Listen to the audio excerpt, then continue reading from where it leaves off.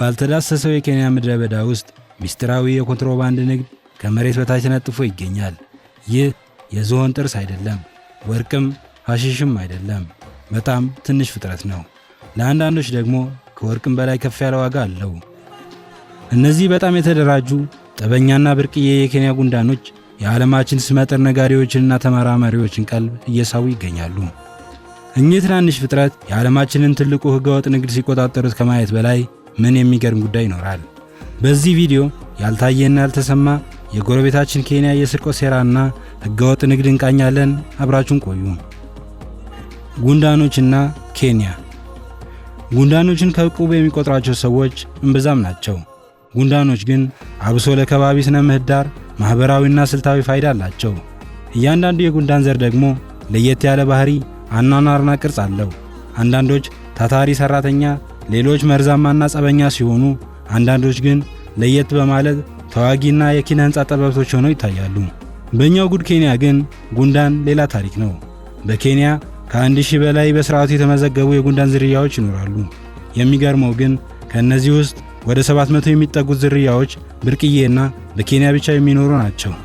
እነዚህ ጉንዳኖች ከሳቮ ሜዳዎች እስከ ካካሜጋ ደኖች ድረስ በመስፋፋት የኬንያ ብሎም የምስራቅ አፍሪካ ስነ ምህዳር የጀርባ አጥንት ሆነው ያገለግላሉ። በዚች ሀገር ብርቅዬ ብሎ ነገር ብርቅ ነው መሰል ጉንዳኖቹ ለየት ያሉ ወይም ብርቅዬ መሆናቸው ያመጣላቸውም ያመጣባቸውም እርባና የለም።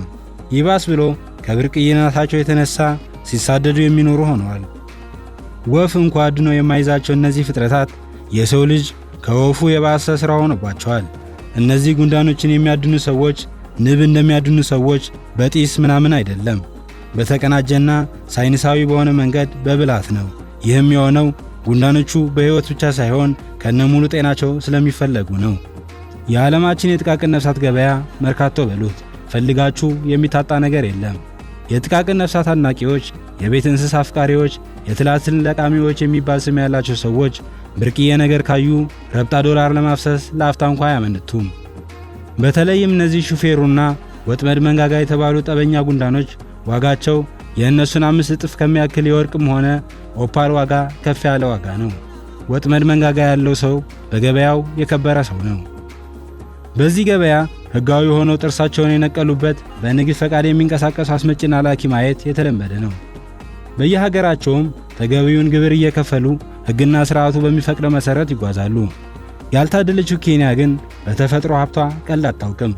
ንግድ ፍቃድ እንኳን ለጉንዳን ለዳቦ ንግድም አስቸጋሪ ነው። በዚህና መሰል ምክንያቶች ሕግና ሥርዓት ብሎ ነገር ያልፈጠረባቸው ነጋዴዎች ድንበሯን ጥሰው በመግባት በመረብም ይሁን በኬሚካል የሀገሪቱን መሬት ሲያርሱት ይውላሉ። ሕገወጥ ስለሆነም ለገበያ የሚያቀርቡት በርካሽና የኬንያ ሕዝብም ሆነ መንግሥት ገቢ በማያገኝበት መልኩ ነው። የዚህ ሥራ መሪ ተዋንያን ደግሞ ተመራማሪዎች መስለው የሳይንስ ጭንብል ያጠለቁ የውጭ ዜጎች ናቸው።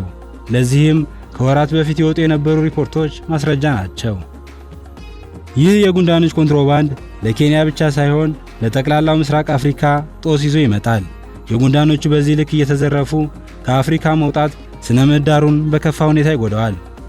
በቀላሉ እንኳ ሲታይ የጉንዳኖች መጥፋት የምግብ ሰንሰለትን ስለሚበጥስ የአንዱ ተበይ መጉደል ሌላው በይ እንዲጠፋ ምክንያት ይሆናል።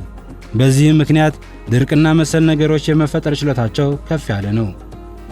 በተለይም አንዳንድ ነገሮች ቶሎ አፈር ካልበላቸው የአፈር መበከል፣ የእጽዋት መድረቅ፣ የአየር ሙቀትና መሰል ነገሮች ሊፈጠሩ ይችላሉ።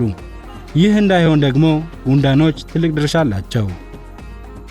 ጉንዳኖችን ከቦታ ቦታ ማዘዋወር እንደ ሰውነታቸው ቀላል ጉዳይ አይደለም። በአንዳንድ ተመራማሪዎች በኬንያ የተበተኑ ጉንዳኖች ለአካባቢው አዲስ በመሆናቸው የአካባቢው የእህል ዘር ቅርጥፍ አድርገው በመብላት ሕዝቡን ለድርቅ ሲዳርጉት ተስተውለዋል። እንደዚህ አይነት ጉዳዮች በስፋት መዘገብ ከጀመሩ በኋላ ግን የተለያዩ የድርሻ አካላት ድምፃቸውን ማሰማት ጀምረዋል። ዩኒቨርሲቲዎችና የምርምር ማዕከላትም ከፍተኛ የስልጠናና ግንዛቤ ማስጨበጫ ሥራዎችን እየሰሩ ነው። በ2025 ኬንያ ከፍተኛ የሆነ የኮንትሮባንድ ንግድ ቀውስ ውስጥ ነበረች። በተለይም የጉንዳኖች ሕገወጥ ዝውውር። በአንድ ወቅት በናኩሩና ጆሞ ኬንያታ አውሮፕላን ማረፊያ 4 ሕገወጥ የጉንዳን አዘዋዋሪዎች በቁጥጥር ስር ውለዋል። በሻንጣቸውም ከ2200 በላይ በሱፍ ቅጠልና በጥጥ በተሞሉ የቤተ ሙከራ ቱቦዎች የታጨቁ ጉንዳኖች ተገኝተዋል። ይህ ለኬንያውያን የማንቂያ ደወል ነበር። በሕገ መንግሥት ያልነበረ ሕግ ጨመሩበት። ከታወቁ አጥቢ እንስሳት እስከ ለስነ ምህዳር ወሳኝነት ያላቸው ታዋቂ ዝርያዎች ከሀገር እንዳይወጡ በጥብቅ ተከለከለ። ይህ ብቻ አይደለም። በሆነ ወቅትም አንድ ግለሰብ ከ5000 በላይ ንግሥት ጉንዳኖች በቱቦ ውስጥ አጭቆ በቦርሳው ይዞ ሲጓዝ በጥቆማ ተያዘ። በእርግጥ የተያዘው ግለሰብ ቃሉን ሲሰጥ የተናገረው 5000 ንግሥት ጉንዳኖች ቦርሳው እስኪሞላ መርጦ የለቀመው ለጊዜ ማሳለፊያና ለመዝናናት መሆኑ ነበር። ይህ እንኳንስ ለመርማሪ ፖሊስ ለተራውም ቀልድ መሆኑ ግልጽ ነው። 5000 ንግሥት ጉንዳን ሊያውም አንዷ $200 በምትሸጥበት ዓለም ላይ ጊዜውን ከጉንዳን ጋር በመዝናናት ማሳለፍ ፌዝ ነው።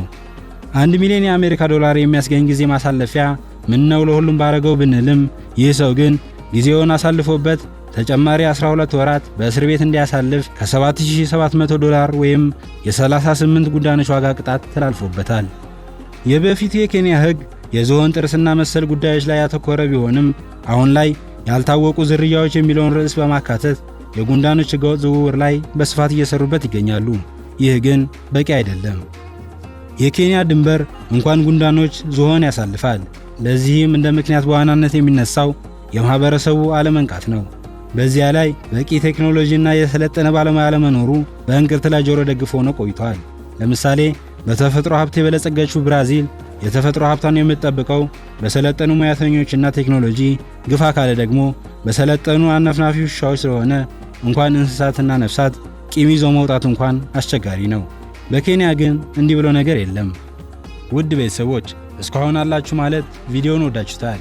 ላይክ፣ ኮሜንት፣ ሰብስክራይብ በማድረግ ቤተሰብነታችሁ አይለየን።